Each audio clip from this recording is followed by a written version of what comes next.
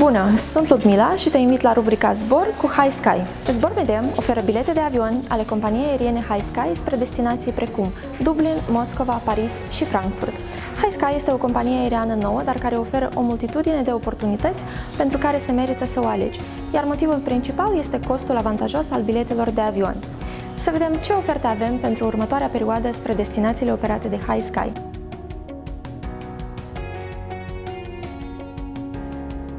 Cursele din Chișinău spre Dublin sunt operate în zilele de miercuri și sâmbătă, cu retur joi și duminică. Ai grijă să rezervi biletul din timp, cumpără acum bilete pentru octombrie-noiembrie sau chiar mai târziu.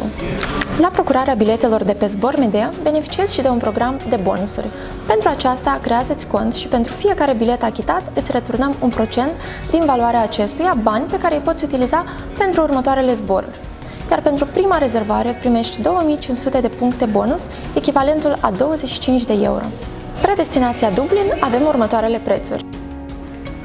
Indici orașul de plecare și orașul de sosire, alegi data zborului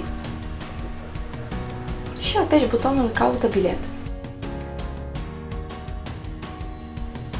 Cum rezervi un bilet? Alegi zborul, indici detaliile de contact,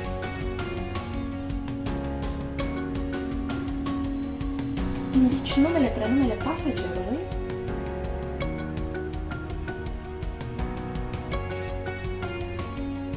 la necesitate adaugi servicii adiționale, indici datele din pașaport,